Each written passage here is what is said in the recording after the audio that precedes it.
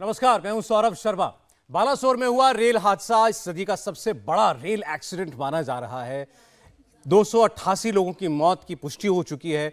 अब सबके मन में सवाल एक ही है कि हादसा क्यों हुआ। इतनी बड़ी रेल त्रासदी की सबसे बड़ी वजह क्या है? अभी तक कोई स्पष्ट वजह आधिकारिक तौर पर सामने नहीं आ पाई है। एक जांच बैठा दी गई है, लेकिन उसकी रिपोर्ट कब आएगी अभी नहीं कहा जा सकता। लेकिन प्रधानमंत्री नरेंद्र मोदी ने आज बड़ा साफ स्पष्ट संदेश दिया है। वो दुर्घटना स्थल पर गए, अस्पताल में गए, जहां पर उन्होंने घायलों से मुलाकात की और उसके बाद उन्होंने पूरे देश को यह भरोसा दिया है कि इस हादसे की जांच जल्द से जल्द पूरी होगी, वजह पता लगाई जाएगी और जो भी व्यक्ति या जो भी लोग इस हादसे के जिम्मेदार पाए जाएंगे उन्हें सख्त से सख्त सजा मिलेगी। ये प्रधानमंत्री के शब्द हैं, प्रधानमंत्री का भरोसा है देश को। किसी भी हाल में उन दोषियों को बख्शा नहीं जाएगा। प्रधानमंत्री ने यह कहा कि इस हादसे से वो भी विचलित हो गए। अब बालासोर में जो हुआ यह हादसा, यह दुर्घटना, यह त्रासदी, यह मैन मेड थी, यानी यह किसी इंसान की चूक थी, मैन मेड फॉल्ट था, या फिर कोई टेक्निकल फॉल्ट था, कोई तकनीकी चूक हुई है। इस पूरी जांच में जो भी बात सामने आएगी उसमें एक एंगल यह भी है जांच का कि कहीं यह कोई साजिश तो नहीं थी, साबोटाज तो नहीं था, यानी किसी ने साजिशन कुछ ऐसा किया उन रेल की पटरियों पर जिससे यह हादसा अंजाम दिया गया और इसमें 288 लोगों की मौत हुई है। हमारे पास आपको बता दें इस वक्त मौजूद है वो प्रारंभिक रिपोर्ट, वो बिल्कुल पहली रिपोर्ट जब किसी भी हादसे के बाद रेलवे के अधिकारी मौके पर पहुंचते हैं और अपनी एक फौरी रिपोर्ट तैयार करके अपने सुपीरियर अफसरों को भेजते हैं।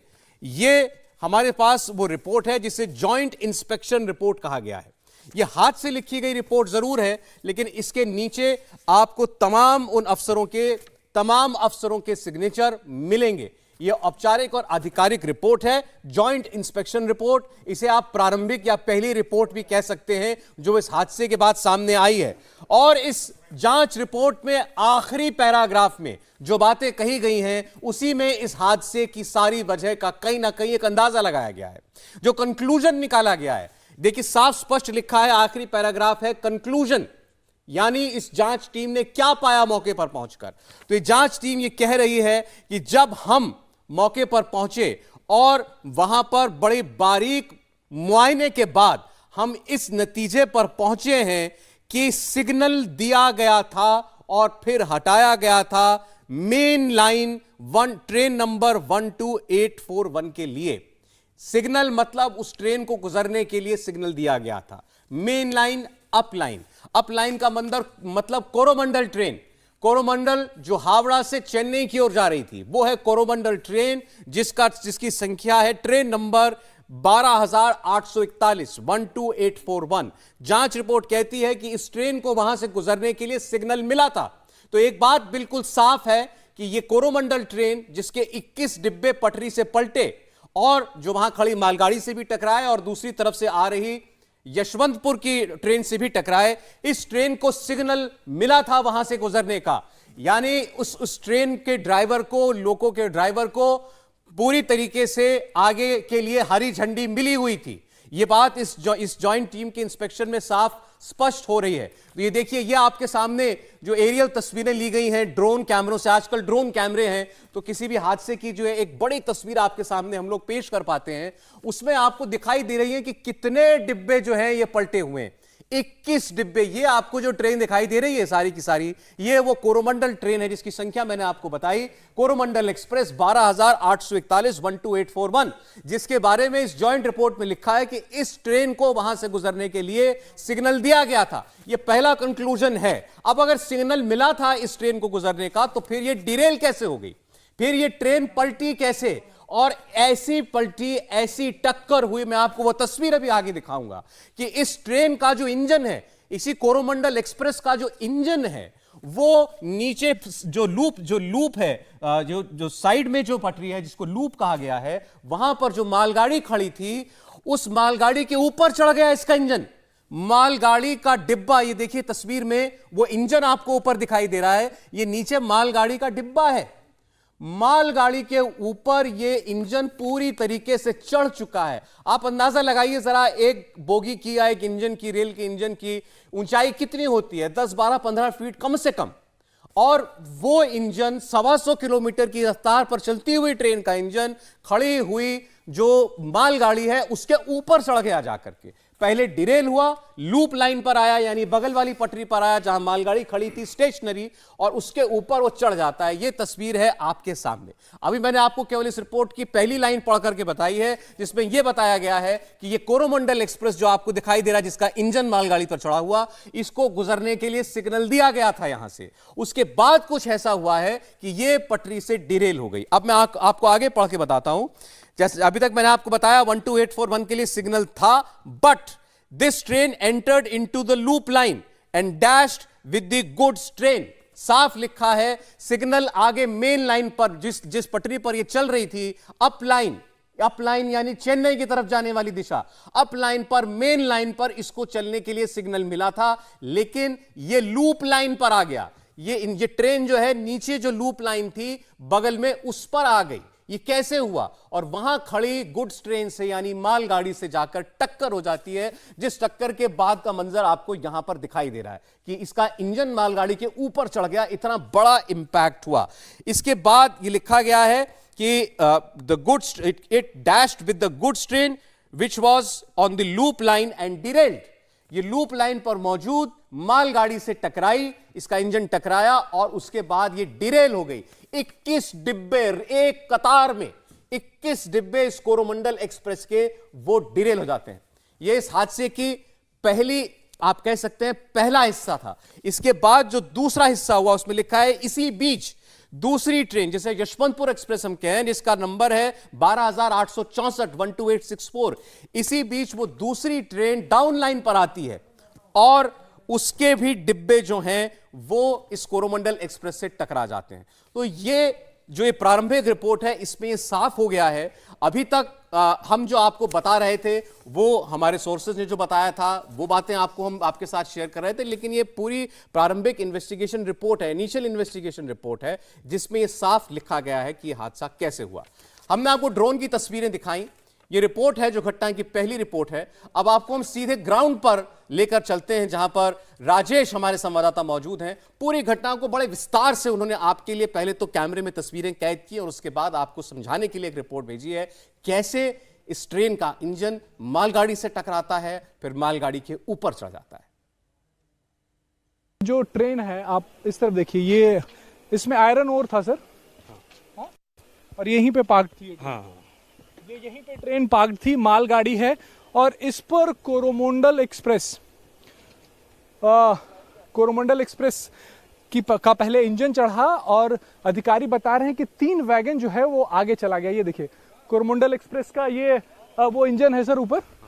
हाँ, वो आप जो इंजन देख रहे हैं वहां पे जो आपको इंडियन रेलवेज 37334 दिख रहा है, ये कोरोमंडल एक्सप्रेस का इंजन है जो आयरन ओर से लदी हुई मालगाड़ी पर चढ़ा और इंजन तो आगे जाके गिरा ही।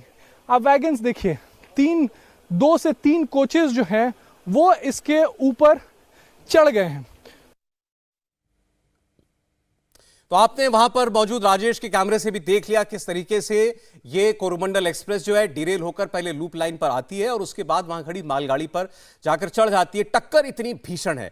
अब मैं आपको इस रिपोर्ट में जो शुरुआत में लिखा गया ब्रीफ हिस्ट्री, यानी इसमें उस अवधि में, उस दौरान क्या क्या हुआ, वो समराइज किया गया है। तो ये मेरे साथ हमारे पॉलिटिकल एडिटर देवेंद्र पराशर भी हैं, जिनके पास लगातार अपडेट्स आ रहे हैं, वो भी आपको लगातार जानकारी दे रहे हैं सरकार की तरफ से जो कुछ भी बताया जा रहा है। देवेंद्र, ये जो ब्रीफ हिस्ट्री है ये अपने आप में बहुत कुछ कहती है।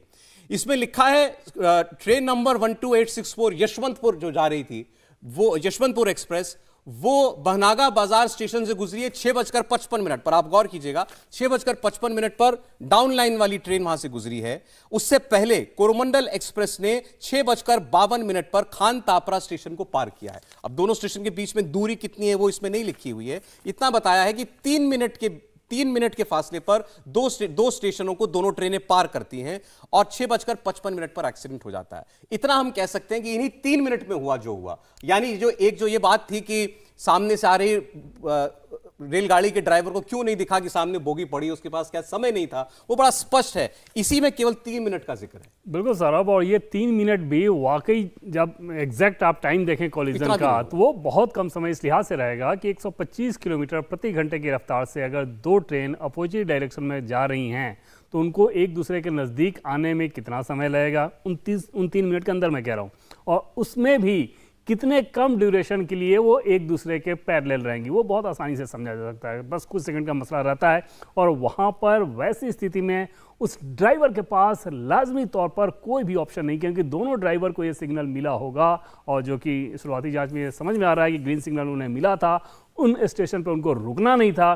तो ऐसे में जो उनकी अधिकतम स्पीड थी, कमोबेश उसी स्पीड पे ये दोनों ट्रेन एक दूसरे के पैरेलल जा रही थी।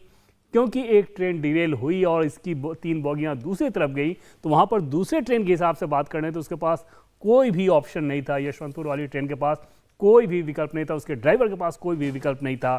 जो समस्या आई है वो कोरोमंडल एक्सप्रेस में ही आई है। उस समस्या की वजह के बारे में तो अभी बस जांच रिपोर्ट का इंतजार। देखिए भाई, जॉइंट इंस्पेक्शन रिपोर्ट में इसमें कई पॉइंट्स, 19 पॉइंट हैं इसके अंदर, और उसके बाद कंक्लूजन दिया गया है। मैं पॉइंट नंबर 11 पढ़ रहा हूं। अभी जो आप बात कर रहे थे सिग्नल की, पॉइंट नंबर 11 इस शुरुआती जांच रिपोर्ट में साफ कह रहा है, through signal was given on both up and down line as per panel indication. यानी दोनों ट्रेनों को, कोरोमंडल एक्सप्रेस को भी और यशवंतपुर एक्सप्रेस को भी, वहां से गुजरने के लिए सिग्नल मिला हुआ था। दोनों ही बिल्कुल नॉर्मल, यानी कि जो है वो इन दोनों ट्रेनों की रफ्तार थी और इनका जो दिशा थी बिल्कुल नॉर्मल थी, एज पर रूट थी, इसीलिए उनको सिग्नल दिया गया था। यानी उसी बीच में कुछ हुआ है जब डिरेलमेंट हुआ है, बट सिग्नल के हिसाब से अपनी दिशा में दोनों ट्रेनें ठीक जा रही हैं। बिल्कुल सौरभ, और वहां पर जैसा कि हम लोग लगातार इस बात को कह रहे हैं कि अगर दोनों ड्राइवर को वो जो सिग्नल है सौरभ तकरीबन 2 किलोमीटर पहले उसका अंदाजा उन्हें मिल जाता है, तो ऐसे में अगर 2 किलोमीटर पहले उसको अंदाजा मिला ग्रीन सिग्नल का, वो फुल स्पीड पे ही जा रहा है, और वहां पर अचानक ये हादसा होता है एक ट्रैक पे, और उस हादसे का असर दूसरे ट्रैक पे पड़ता है या तीसरे ट्रैक पे पड़ता है, तो वहाँ पर उन दूसरे और तीसरे के ऑप्शन के लिहाज से बात करें तो उनके पास कोई भी ऑप्शन नहीं था। हालांकि अगर उतने नज़दीकी अगर कोई कोलिजन होना हो, उसमें कवच सिस्टम ना हो, तो वैसे भी कोई ऑप्शन नहीं होता। लेकिन यहाँ पर तो सीधे सीधे बात थी उस एक हादसे की जिसके लिए दूसरे और तीसरे को टालना मुश्किल था, क्योंकि पहली डिरेल हुई और उसने बाकी 2 को भी डैमेज किया। देखिए पॉइंट नंबर 3 इस रिपोर्ट में कह रहा है कि लोको हम बोलते हैं लोकोमोटिव इंजन, यानी इंजन के शॉर्ट फॉर्म में लोको इसमें लिखा गया है टेक्निकल भाषा में। लोको ऑफ 12841 यानी कोरोमंडल एक्सप्रेस का number, loco of 12841 is mounted over goods train which is on up loop line symmetrically and same alignment। यानी उसमें साफ लिखा है कि कोरोमंडल एक्सप्रेस का इंजन गुड्स ट्रेन यानी मालगाड़ी के ऊपर चढ़ गया, पहला इंपैक्ट। और दूसरा इंपैक्ट जब इस ट्रेन के डिब्बे जो हैं वो यशवंतपुर से आ रहे यशवंतपुर एक्सप्रेस की लाइन पर, डाउन लाइन पर उसके डिब्बे गिरे और वहां हुआ वो था दूसरा इंपैक्ट। 2 जगह टक्कर। देवेंद्र जी हाँ, बिल्कुल सौरभ, और पहली बार मैं जैसे देख रहे हैं हम लोग, जो लूप लाइन था जहाँ पे मालगाड़ी थी उसके ऊपर उस इंजन का चढ़ना वो इस लिहाज से होता है कि 125 किलोमीटर प्रति घंटे की रफ्तार से अगर कोई ट्रेन आ रही हो और वो अगर डिरेल हो रही है तो जाहिर तौर पर उसका सीधा सीधा जो फिजिक्स का रूल है उसको ऊपर की तरफ ही लेके जाएगा, और वो लेके गया, जिसके चलते बाकी जो 21 बोगियाँ हैं वो भी डिरेल हुई थी। और समझा जा सकता है कि अगर 21 बॉगी डिरेल हो रही है तो वो हादसा कितना भयावह कैसा रहा होगा, जिसकी तस्वीरें बार बार तस्दीक कर रही हैं। इसकी जो 3 बॉगियाँ थीं वो डाउन लाइन पे जो 2 बॉगी थी यशवंतपुर एक्सप्रेस के, उसको उसने डैमेज किया। जी देखिए, अब ये हमारे पास एक नक्शा है, इसकी मदद से आपको हम समझाने की कोशिश करते हैं। देवेंद्र आप भी इधर आ जाएं अगर मेरे साथ। देखिए इसमें साफ साफ लिखा हुआ है, पहले ये 2 लाइन आप देख लीजिए, डाउन लाइन अप लाइन, इन 2 ट्रैक को आप समझिए। ये जो लाल रंग की पट्टी आपको ट्रैक दिखाई दे रहा है, इस पर यशवंतपुर एक्सप्रेस थी जो चेन्नई से हावड़ा की तरफ जा रही है, इसे डाउन लाइन बताया गया है। ये कोरोमंडल एक्सप्रेस की लाइन है जिसे अप लाइन बताया गया है, और इस पर कोरोमंडल एक्सप्रेस चल रही थी जिसको हावड़ा से चेन्नई की तरफ जाना था, यानी इस दिशा में जाना था। और ये स्टेशनरी गुड्स ट्रेन, ये अप लाइन, ये लूप लाइन जो नीचे आपको दिखाई दे रहा है, ये लूप लाइन है, और इस पर स्टेशनरी गुड्स ट्रेन यानी खड़ी हुई मालगाड़ी थी। जी देवेंद्र, और ये ट्रेन डिरेल होती है, पहले यही ट्रेन डिरेल हुई है। नहीं, अपलाइन की ट्रेन पहले जी, delay माफी, हुई। माफ, ये वाली अपलाइन की ट्रेन ट्रेन पहले ये डिरेल हुई है क्योंकि यशवंतपुर तो इस पे डाउन लाइन पे आ ठीक, रही ठीक, थी, ये ट्रेन यहाँ पे कोरोमंडल जा रही है और ये डिरेल हो रही है, और इसके डिरेलमेंट का पहला जो असर है वो इधर आ रहा है लूप लाइन पे, और इसके डिरेलमेंट का दूसरा असर इधर आया है। मतलब जो लाजमी तौर पर शुरुआती जो इंजन है, क्योंकि वही डिरेल हुई तो इसकी बोगियां इधर स्टेशनरी जो कि गुड्स के लिए मालगाड़ी थी उसके ऊपर चढ़ी हैं, और फिर क्योंकि ट्रेन का पोजीशन पूरी तरह से खराब हुआ, डिरेल हुआ, तो इसकी 3 बोगियां इधर से जो यशवंतपुर एक्सप्रेस आ रही थी, क्योंकि उसके बोगी आगे निकल चुकी थी, जैसा कि हम लोग बार बार बता रहे हैं कि वहां पर ऐसा नहीं था कि बहुत लंबा समय लगा होगा। और अगर सौरभ अंदाजा लगाएं एक सिंपल तर्क के हिसाब से कि अगर इसकी बोगी पहले से ट्रैक पे पड़ी होती तो यशवंतपुर एक्सप्रेस भी बहुत बुरी तरह से डैमेज हुई होती अगर उसके इंजन ने इसको हिट किया होता तो, क्योंकि अगर ये ट्रैक पे पड़ी होती तो यशवंतपुर एक्सप्रेस के इंजन ने इसको हिट किया होता। एक बार अगर इंजन ने हिट किया होता इधर के बॉगी को तो ये ट्रेन भी पूरी की पूरी तरह से 10-20 बॉगी इसकी वैसे ही डिरेल हुई होती जैसी इसकी हुई है। ऐसा इसलिए नहीं हो सका क्योंकि इसके डिरेलमेंट से पहले इसकी अधिकांश बॉगी बाहर जा चुकी थी, सिर्फ 2 बॉगियां रह गई थी और इसकी 3 बोगियां डिरेल होकर इसकी तरफ आई जिसने इसके 2 बोगी को डैमेज किया। यानी ये सब कुछ एक ही समय पर हुआ है, लगभग एक समय, उसमें फ्रैक्शन ऑफ सेकंड्स का फर्क रहा होगा कि ये मालगाड़ी ये माफ कीजिएगा कोरोमंडल एक्सप्रेस डिरेल हो रही है और यशवंतपुर एक्सप्रेस वहां से गुजर रही है, और गुजरते गुजरते जब उसकी लगभग वो ट्रेन पार हो गई, केवल 2 बोगी अंत की उसकी बची थी जब वो इस डिरेल्ड कोरोमंडल एक्सप्रेस के डिब्बों से जाकर के टकराती है। अब इसके इस जो ये रिपोर्ट है इसके अंदर देखिए दूसरा नक्शा है, फिर इसमें आपको नजर आएगा down line Yesvantpur Howrah Coromandel express, ये अप लाइन है। इसमें बताया गया है कि ये एक्सीडेंट जो है 6:55 पर हुआ। ये भानगर बाजार है जहां पर एक्सीडेंट हुआ है, 6:55 पर ये ट्रेन वहां पर मौजूद थी जिस वक्त एक्सीडेंट हुआ। कोरोमंडल एक्सप्रेस एग्जैक्टली जो है किस दिशा से आ रही थी हमने आपको बताया। इसकी जो लास्ट लोकेशन जो सिग्नल के हिसाब से जो रेलवे की तफ्तीश में आई है वो बताया गया खान तापरा स्टेशन पर 3 मिनट पहले, एक्सीडेंट से 3 मिनट पहले इसने, आपकी इस मैप में अगर देखें तो पीछे वो पड़ेगा स्टेशन, ये सामने गेट से उस तरफ वो स्टेशन पड़ेगा, वहां उससे 3 मिनट पहले वो स्टेशन इसने क्रॉस किया है और क्रॉस करने के बाद 6:55 पर यहां पर ये हादसा हो गया। अब सिग्नल मिला था दोनों गाड़ियों को, ये भी इसके अंदर लिखा हुआ है, इसके अंदर ये भी साफ साफ लिखा हुआ है कि जब एक्सीडेंट हुआ है उस वक्त यशवंतपुर एक्सप्रेस उस स्पॉट पर गुजर रही थी और उसके लगभग सभी डिब्बे पार हो चुके थे। एक्सीडेंट तब हुआ जब उसकी आखिर की 2 बोगियां बची थी। अब यह बहुत बड़ा दुर्भाग्य है और जांच का विषय है कि यह ट्रेन डिरेल क्यों हुई, और प्रधानमंत्री जिस जांच की बात कर रहे हैं वही बात है। जब प्रधानमंत्री कहते हैं कि कोई भी दोषी पाया गया तो सख्त से सख्त सजा देंगे और किसी को बख्शेंगे नहीं, तो वो समझ रहे हैं कि पब्लिक इस वक्त क्या चाहती है। बिल्कुल सौरभ, और उस बयान का, प्रधानमंत्री के उस बयान का एक अर्थ ये भी निकाला जाना चाहिए जो कि बहुत लाजमी तौर पर उसका इंटरप्रिटेशन है कि इसका मतलब अभी तक की जो जांच में उनको ब्रीफ किया गया है उसमें अभी भी ये जानकारी सामने नहीं आ पाई है कि आखिर इस डिरेलमेंट की वजह क्या है। अगर ये सिर्फ मैकेनिकल वजह होती तो प्रधानमंत्री नरेंद्र मोदी फिर इस बात को ना कह के कुछ और उन्होंने बताया होता है। मतलब सीधा है कि अगर वो ये कह रहे हैं कि जो भी दोषी होगा उसको सख्त सजा दी जाएगी, इसका मतलब ये हुआ कि जो ब्रीफ अभी तक की जानकारी में उनको मिली है उसमें इस डिरेलमेंट की स्पेसिफिक वजह नहीं बताई गई है। हमारे साथ इस वक्त एक सीनियर मेहमान जुड़ रहे हैं, दिनेश त्रिवेदी जी, भारत के पूर्व रेल मंत्री। सर, बहुत स्वागत है आपका। बड़ा दुख का दिन है आज पूरे देश के लिए, और सही मायनों में तो हम भी कोशिश यही कर रहे हैं, जो भी जानकारी आ रही है हमारे पास अपने सोर्सेज से, कि दर्शकों को कुछ बता पाएं कि क्या हुआ होगा। आपने देश की रेल को चलाया इतने वर्ष, कुछ क्या आप समझ पा रहे हैं? सरोज जी, सबसे पहले तो ये समय है संवेदना का। जैसे प्रधानमंत्री ने कहा और देशवासियों भी यही समझते हैं कि मन को विचलित करने वाली एक गंभीर भयंकर हादसा है और हम लोग, पूरा देश दुखी है, और जो परिवार जिन्होंने अपने सज्जन को खोया है उनकी पूर्ति तो कभी हो ही नहीं सकती। तो प्राथमिकता यही है कि जितने लोग अभी अस्पताल में हैं उनकी जान बचाया जाए, जल्द से जल्द अच्छी से अच्छी चिकित्सा।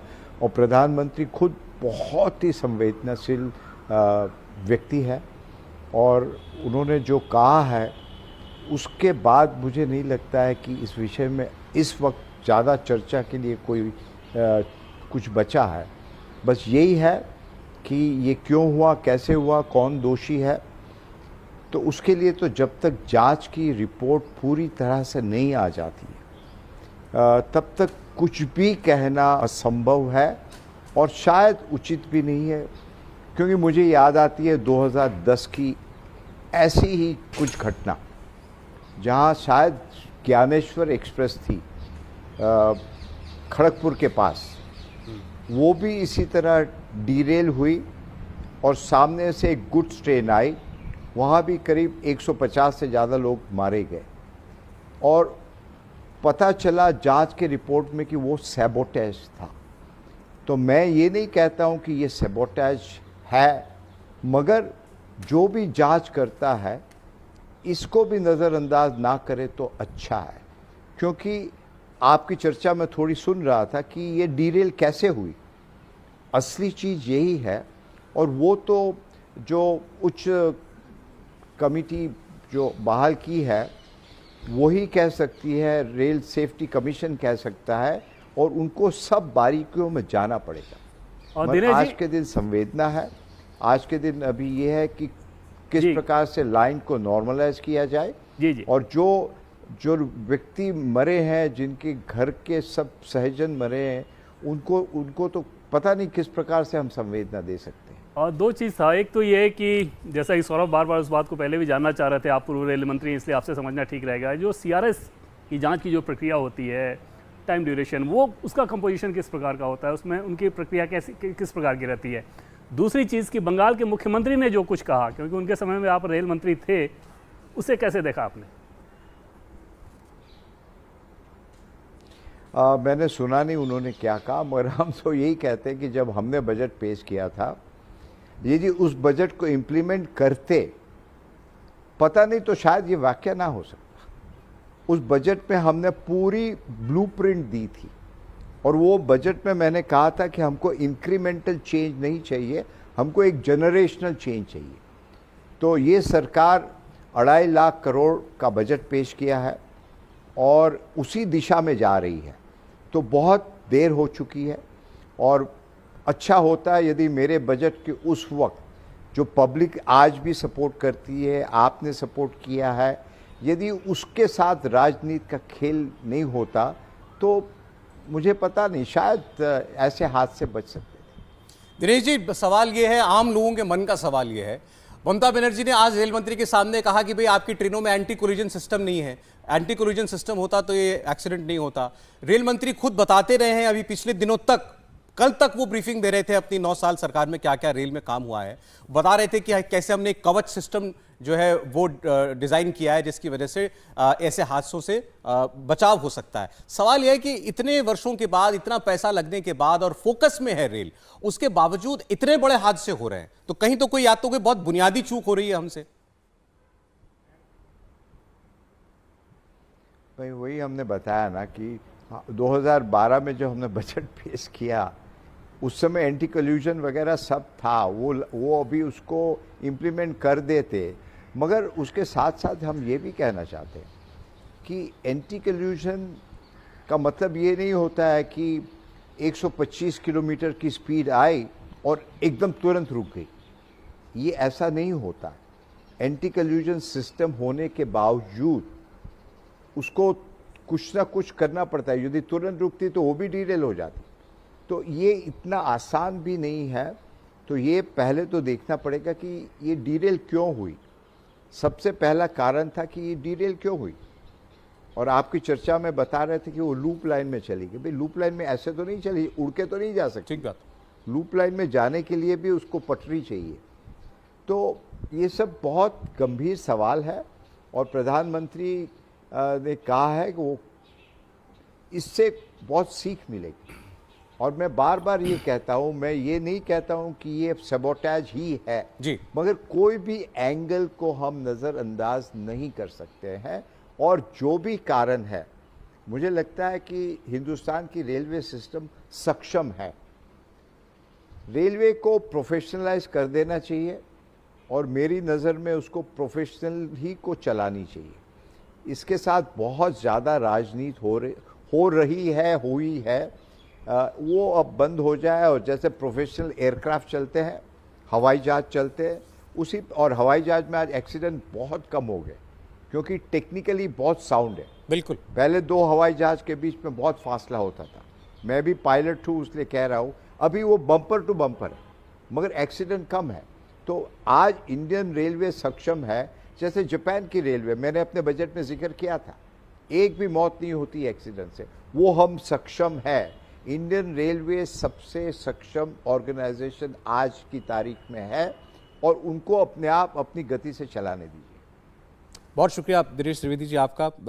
आपके सुझाव भी जो हैं वो देश की रेलवे की बेहतरी के लिए मालूम पड़ रहे हैं। और आपने जो सबसे बड़ी बात की कि इस पर कोई पॉलिटिक्स ना हो, बार बार आपने एक भी बात की, जांच हो तो ये भी देखा जाए कि कहीं ये साजिश तो नहीं है, कोई साबोटाज तो नहीं है, वो उस एंगल से भी जांच हो रही है। लेकिन फिर हम कहेंगे जो प्रधानमंत्री ने बात कही है, जिसके बारे में देवेंद्र ने कहा कि उनका ये कहना कि अगर कोई दोषी होगा तो बख्शा नहीं जाएगा, ये अपने आप में बहुत बड़ा स्टेटमेंट प्रधानमंत्री की तरफ से माना जाना चाहिए। 42 साल में सबसे बड़ा ट्रेन हादसा, सबसे बड़ी रेल दुर्घटना, जिसमें अब तक 288 लोगों की मौत की पुष्टि हो चुकी है और बहुत सारे लोग घायल हैं, 1000 के करीब लोग घायल हैं। और आप इस तस्वीर को देखेंगे तो कुछ बोलने की जरूरत नहीं है, इसमें आपको साफ दिख रहा है ट्रेन की ये पलटी हुई बोगियां, जैसे खिलौने बेतरतीब उलट दिए जाते हैं ऐसे ये उल्टी हुई है। एक ट्रैक की बोगियां दूसरे ट्रैक पर चली गई हैं, कुछ बोगियां तो एक दूसरे के ऊपर चढ़ गई हैं।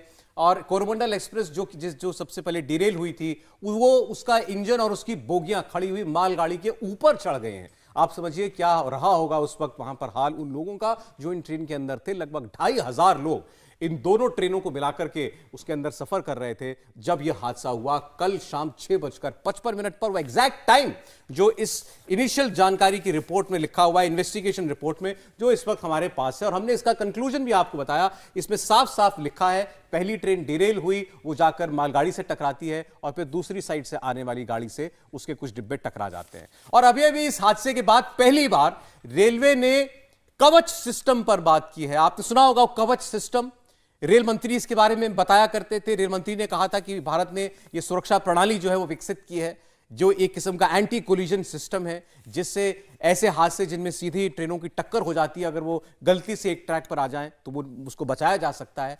वो कवच सिस्टम के बारे में रेलवे के प्रवक्ता अमिताभ शर्मा ने बताया है कि ये कहां काम में आता है और इस वाकये में क्या हुआ होगा। रेलवे में हमने लगाया, ट्रायल किया, एक्सटेंसिव ट्रायल्स हुए। जब इसमें खरा उतरा तो फिर इसको पूरा नेशनल वाइड इसका रोल आउट किया गया। इसका हम लोगों ने फिर जो व्यस्ततम मार्ग हैं हमारे, दिल्ली हावड़ा, दिल्ली मुंबई, इस पे इसको सैंक्शन किया गया और वहाँ पे काम चल भी रहा है, जोरों से चल रहा है। पूरी उम्मीद है कि ये 2024 तक हम लोग इसको लगा लेंगे। अभी तस्वीर आप देखिए, ये तस्वीर जो है ये खुद रेल मंत्री ने जो है जारी की थी और उन्होंने कहा था ये उनके वो आप समझिए कि इस इंजन के अंदर मौजूद है जहां से इस कैमरे से ये वीडियो बनाया गया है। और उन्होंने कहा था कि मैं खुद एक इंजन में सवार हुआ इस कवच सिस्टम को चेक करने के लिए। इसी ट्रैक पर सामने से गाड़ी आ रही थी और कवच सिस्टम का काम है 100 मीटर पर एंटी कोलिजन सिस्टम काम करेगा। एक ट्रैक पर दो गाड़ियां हैं तो दोनों गाड़ियों में ब्रेक लग जाएगा। तो देवेंद्र, ये कवच सिस्टम के बारे में लोगों में बहुत चर्चा है कि ये हादसा हुआ या क्या कवच यहां नहीं था? बिल्कुल सौरभ, क्योंकि कवच की लगातार चर्चा हो रही है, उसमें यह समझना जरूरी है कि कवच एक इंडिजिनस प्रोग्राम है आपका और ये कितने साल पहले आया, 1.5 साल पहले आया और अभी सिर्फ 2 रूट पे, मतलब साउदर्न रेलवे के कुछ इलाकों में और 2 रूट पे, दिल्ली मुंबई और हावड़ा दिल्ली, इन 2 रूट पे इसको इम्प्लीमेंट करने के लिए कमीशन किया गया है। मतलब ये कि भारत के रेलवे का जो पूरा नेटवर्क है उसके सिर्फ आप कह सकते हैं कि 1/2-3 ट्रैक पे और वहाँ की जो गाड़ियाँ हैं, जो ट्रेनें हैं, उसमें इसको इम्प्लीमेंट किया जाएगा। पूरे देश में इसको बिछाने में बहुत लंबा समय लगेगा। इसके सेफ्टी स्टैंडर्ड की बात करें सौरभ, तो सिक्योरिटी का इंडेक्स होता है, इंटीग्रिटी लेवल होता है, उसमें टाइप 4 सिक्योरिटी इंटीग्रिटी लेवल, उसका मतलब उसको इसने पार किया है। उसका मतलब ये हुआ कि इसमें एरर की जो संभावना है 10,000 साल में एक बार कभी हो सकता है। इतना फुल प्रूफ सिस्टम है, इतना फुल प्रूफ सिस्टम है कि 10,000 साल में एक कोई गलती होगी, उसका मतलब ये होता है वैसा जब परफेक्शन हो तो उसको सिक्योरिटी इंटीग्रिटी लेवल 4 कहते हैं वर्ल्ड वाइड, उस पैमाने को, उसके लेवल पे ये है। लेकिन इसको इम्प्लीमेंट करने में, हर एक जगह लेके जाने में समझा जा सकता है कि कितना समय लगेगा। ठीक। हमारे साथ दो मेहमान इस वक्त जुड़ रहे हैं। एसके विज साहब हमारे साथ हैं, रेलवे का लंबा अनुभव है उनका, और अखिल अग्रवाल जी सिग्नल्स एक्सपर्ट हैं। विज साहब, अग्रवाल साहब, आप से आज हम जानना चाहेंगे इस हादसे के बारे में, क्योंकि कुछ प्रारंभिक जानकारियां ही हैं हमारे पास भी, आपके सामने मैं रखता हूं। पहले अग्रवाल साहब, अगर आप बता पाएं, ये जो प्राइमरी इन्वेस्टिगेशन रिपोर्ट है, इसे जॉइंट इन्वेस्टिगेशन रिपोर्ट कहा गया है, इसका कंक्लूजन ये बता रहा है कि दोनों ट्रेनों को सिग्नल दिया गया था। मैं लाइन पढ़ देता हूं आपके लिए कि we have found after careful observation to the conclusions that signal was given and taken off for up main line for route train number 12841, but this train entered into the loop line and dashed with the goods train.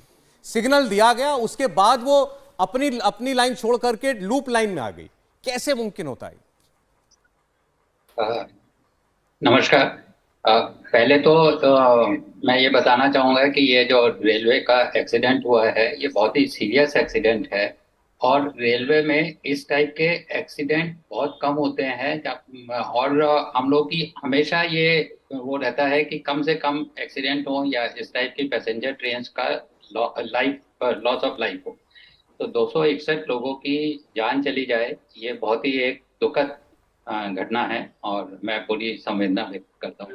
मैं जो भी कहूँगा, इसमें कोई ये नहीं है कि मैं कोई जस्टिफाई कर रहा हूँ इस एक्शन को या कुछ भी। इसमें कोई डाउट नहीं है कि ये जो एक्सीडेंट है, ये बहुत ही दुखद एक्सीडेंट। अब आपने हमें बताया कि पैनल पे, देखिए ये जो आप रिपोर्ट पढ़ के बता रहे हैं, ये एक सीनियर सुपरवाइजर्स हमारे होते हैं, जो कि फील्ड के सबसे सीनियर ऑफिशियल्स होते हैं। उनका एक जॉइंट नोट होता है। जॉइंट नोट इसलिए बनाया जाता है कि जिसमें सारे डिपार्टमेंट के अलग अलग लोग हों और बाद में इसमें कोई कंट्रोवर्सी नहीं हो।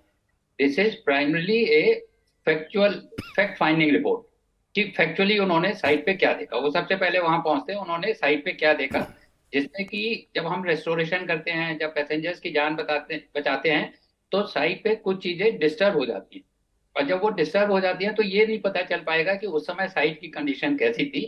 तो बाद में जब भी इंक्वायरी होगी तो वो पता नहीं चल पाएगा। इसलिए उसके लिए इनका एक ये होता है कि वो एक फैक्ट फाइंडिंग रिपोर्ट वहां पे बना के देते हैं। दूसरी बात ये उन्होंने ये बताया है कि पैनल पे दोनों को थ्रू सिग्नल दिया गया था और एक ट्रेन लूप लाइन में चली गई। ये बहुत ही अनयूजुअल घटना है और ऐसा नहीं होना चाहिए था। क्यों हुआ, किस वजह से हुआ, इसकी जांच एक कमिश्नर ऑफ रेलवे सेफ्टी हैं, कमिश्नर ऑफ रेलवे सेफ्टी वो अपना करते हैं। इंडिपेंडेंट ऑर्गेनाइजेशन है, जैसे डीजीसीए है, सिविल एविएशन के अंडर में ही वो काम करते हैं। और क्योंकि वो रेलवे की इंक्वायरी कर रहे हैं, इसलिए रेलवे से इंडिपेंडेंट एक ऑर्गेनाइजेशन के मिनिस्ट्री के अंडर में उनको रखा गया। वो जांच करके बता पाएंगे क्या हुआ। जो इंटरलॉकिंग होती है वो इस तरह से होती है कि जब आगे की सारी लाइन क्लियर हो, जब सारे पॉइंट्स अपने फेवर में हो, तभी एक ट्रेन को थ्रू सिग्नल मिलता है, ग्रीन सिग्नल मिलता है।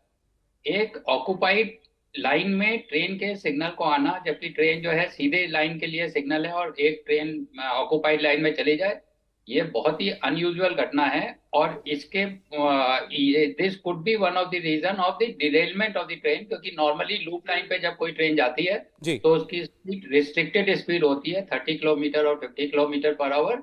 ये क्योंकि 125 किलोमीटर पर आवर पे घुसी है लूप लाइन में, तो इस बार सर अभी आपने ये कहा कि बहुत अनयूजुअल है, यानी ये जो दुर्घटना हुई है या ये वाकया हुआ कि ये लूप लाइन में चली गई मेन लाइन से ट्रेन, ये ज्यादा कदा कभी होने वाली बात है। अब मैं आपको स्पेकुलेट करने के लिए नहीं कहूंगा, लेकिन फिर भी आपके अनुभव में क्या ये मैनुअल गलती हो सकती है किसी की, या कोई टेक्निकल एरर? देखिए, ये इस समय कहना बहुत मुश्किल है। मैनुअल से भी हो सकता है, टेक्निकल से भी हो सकता है। अभी आप के एक एक्सपर्ट ने ये बता रहे थे कि हमारा जो वहाँ पे इलेक्ट्रॉनिक इंटरलॉकिंग लगी होती है, वो सिल 4 सर्टिफाइड इंटरलॉकिंग होती है। सिल 4 जो उन्होंने बताया, safety integrity level 4, which is a highest standard of the safety level which is available anywhere in the world. तो सिल 4 certified, which is certified by a independent safety assessor, उससे सर्टिफाइड इंटरलॉकिंग लगी होती है।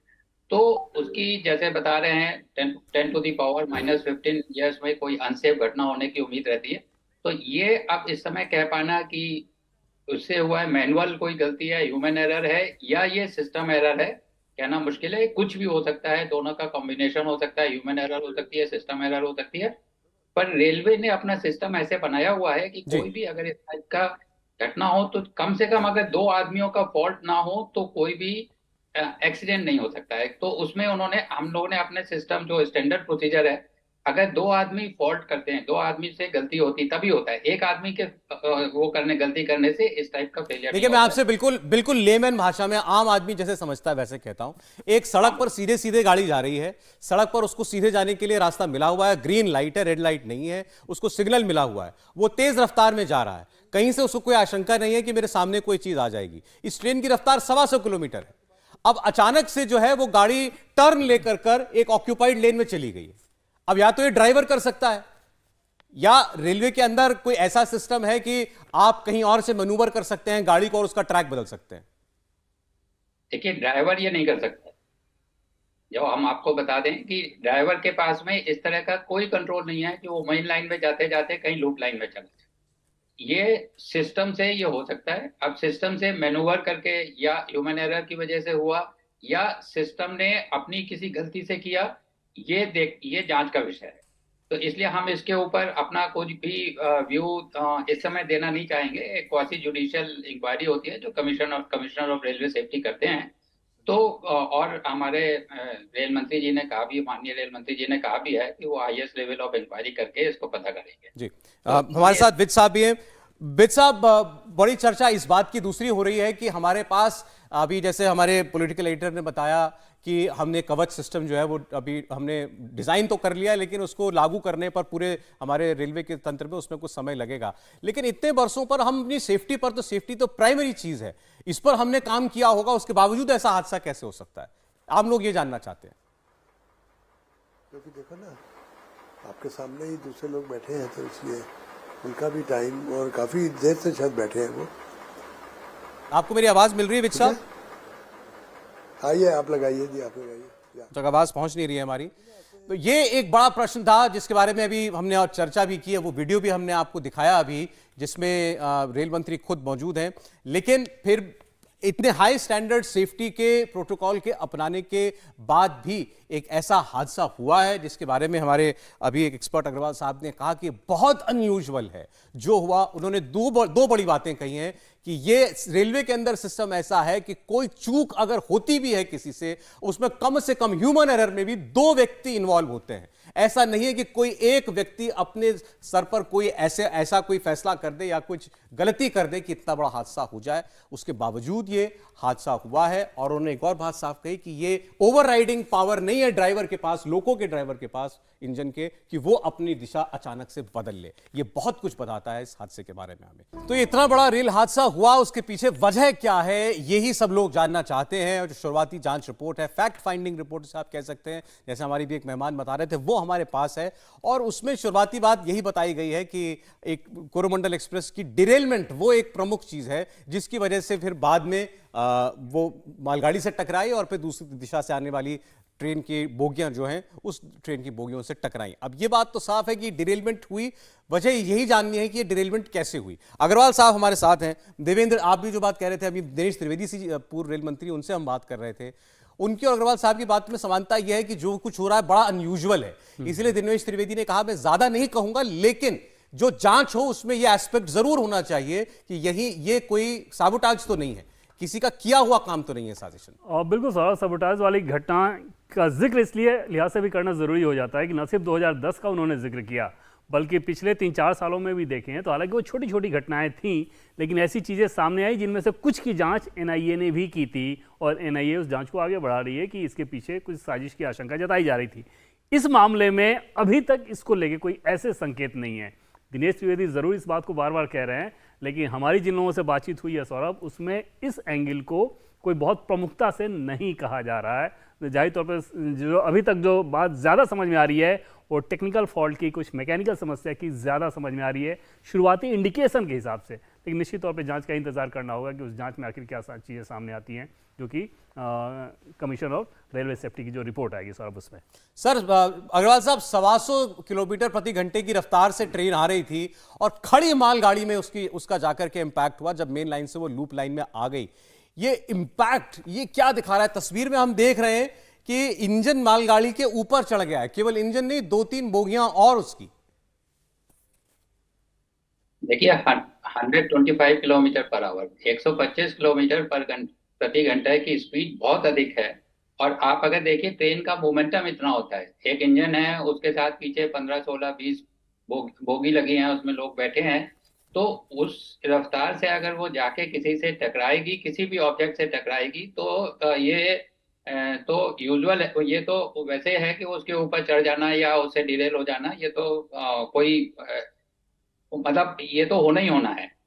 और वैसे भी हमने आपको पहले भी बताया था कि नॉर्मली लूप लाइन पे जब ट्रेन जाती है तो उसकी स्पीड रिस्ट्रिक्टेड होती है 30 किलोमीटर प्रति घंटा या 50 किलोमीटर प्रति घंटा, और वहां पे 125 किलोमीटर प्रति घंटा पे जाएगी, तब भी इस बात की संभावना है कि वो डिरेल हो जाए। पर यहाँ क्योंकि मालगाड़ी खड़ी थी, मालगाड़ी से वो टकरा गई और उसके बाद वो पूरी तरह से क्षतिग्रस्त हो गई ट्रेन। और वो ही अग्रवाल साहब, ये और जरा दर्शकों के लिए थोड़ी सरल भाषा में बता दें कि जब हम वो कह रहे हैं कि ट्रेन मेन लाइन पर चल रही थी, लूप लाइन पर रेलगाड़ी थी, तो ये मेन लाइन, लूप लाइन, इसका अंतर बता दीजिए। लूप लाइन क्या होती है? देखिए ऐसा है कि नॉर्मली गाड़ी मेन लाइन पे चलती है 130 किलोमीटर प्रति घंटे की रफ्तार से। स्टेशन पे कभी कभी स्टेशन पे क्या होता है कि या तो कोई प्लेटफॉर्म लाइन होती है, तो उसके लिए एक उसको डाइवर्शन लेना पड़ता है प्लेटफॉर्म लाइन पे आने के लिए।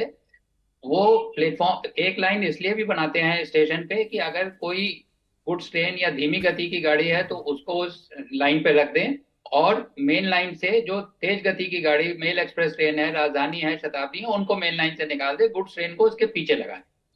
तो जब वो डाइवर्शन लेती है, उसको एक पॉइंट कहते हैं, जो आप लोगों ने भी अपने ज्वाइंट नोट में बताया था। तो वो पॉइंट से एक पॉइंट एंड क्रॉसिंग होता है, उससे वो डाइवर्शन लेके लूप लाइन पे जाती है। लूप लाइन पे जनरली जब वो डाइवर्शन लेती है तो उसकी स्पीड बहुत लिमिटेड होती है, 30 किलोमीटर कहीं पे होती है, कहीं 50 किलोमीटर प्रति घंटा होती है। उसी हिसाब से लूप लाइन की स्पीड होती है। अब मैंने आपसे पहले भी पूछा था सर, इसको अब दोबारा मैं इंगित कर रहा हूं इस ओर। लाइन बदलना, मेन लाइन से लूप लाइन में आना, ये काम कैसे होता है? ये कहां से होता है? ये ड्राइवर कर रहा है, कोई और कर रहा है? देखिए इसका कंट्रोल ड्राइवर के पास बिल्कुल नहीं होता है। ड्राइवर किसी भी तरह से अपनी लाइन को नॉमिनेट नहीं कर सकता है, उसके लिए जो लाइन दी जाती है उसी लाइन पे चलता है। ये काम स्टेशन पे किया जाता है। नॉर्मली ये काम स्टेशन मास्टर एक होता है जो कि अपने स्टेशन के सारे कंट्रोल करता है स्टेशन में, और वो ही जो हमने आपको अभी बताया था पॉइंट एंड क्रॉसिंग होता है, उससे डायरेक्शन चेंज करता है ट्रेन को कि डाइवर्ट करके वो एक लूप लाइन पे आ जाए या वो मेन लाइन पे जाए। ये तो यूजुअल है। यहाँ पे जो अभी जो प्राइमा फेसी ये दिखाई दे रहा है कि स्टेशन मास्टर ने जो किया था, इसको मेन लाइन से संकेत दिया हुआ था और सिग्नल को ट्रेन को हरा सिग्नल दिया था। कैसे वो लूप लाइन का डाइवर्ट हुई, कैसे वो लूप लाइन के अंदर चली गई 125 किलोमीटर की रफ्तार से, जबकि उसको 30 किलोमीटर या 50 किलोमीटर से जाना है, ये एक बहुत सीरियस इशू है। और इसके लिए जांच से निष्कर्ष पे पहुंचा जा सकता है कि ऐसा कैसे हुआ। अभी आप ये भी बताया था आपने कि सेफ्टी मेजर्स के तहत ऐसा भी प्रोटोकॉल है कि 2 लोग इन्वॉल्व होंगे, किसी भी अगर कोई मान लीजिए कोई गलती भी है या किसी एक व्यक्ति से कोई ह्यूमन एरर हो रहा है, तो उसको भी सेफ उसको चेक को रखने के लिए एक और व्यक्ति उसमें इन्वॉल्व होगा, तभी कोई ऐसा काम हो सकता है। क्या प्रक्रिया है?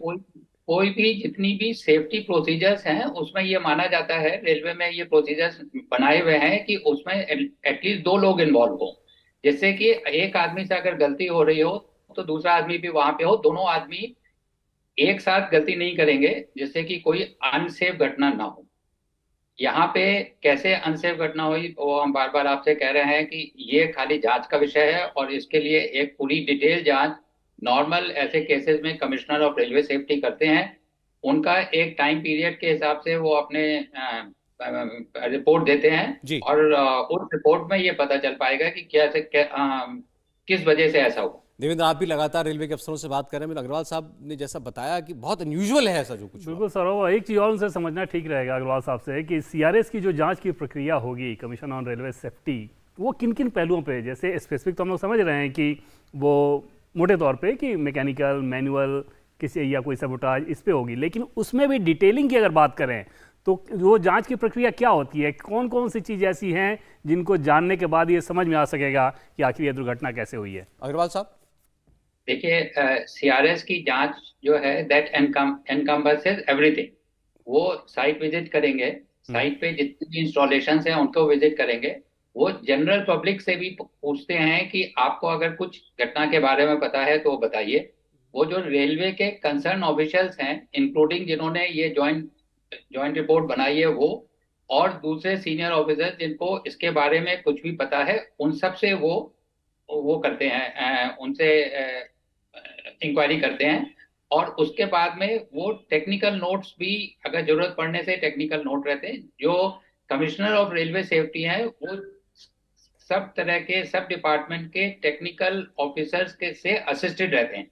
तो ऐसा नहीं है कि कमिश्नर ऑफ रेलवे सेफ्टी कोई भी ऐसा वो छोड़ देंगे जिसको, मतलब कोई भी ऐसी चीज छोड़ने का उनका वो नहीं है। उनका पूरा, हम लोग ऐसे समझना चाह रहे हैं कि जैसे प्लेन में एक ब्लैक बॉक्स, वो एक बड़ी चीज़ होती है जिसके आधार पर अंदाज़ा लग सकता है।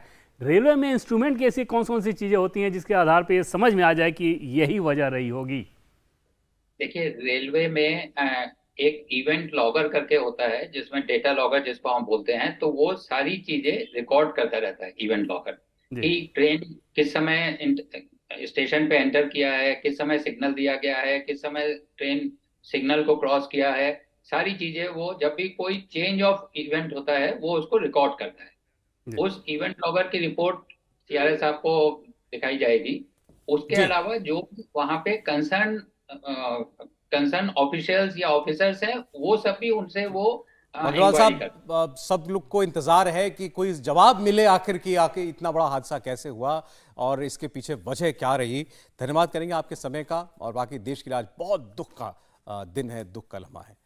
देवेंद्र ने आप तक ये सारी जानकारियां पहुंचाई। देवेंद्र, आप उम्मीद करते हैं थोड़ी और डिटेल्स आपके जरिए हम तक पहुंचेंगी। इंडिया टीवी हर वक्त हर जगह डाउनलोड करने के लिए सर्च करें India TV news Google play store या ऐप स्टोर पर।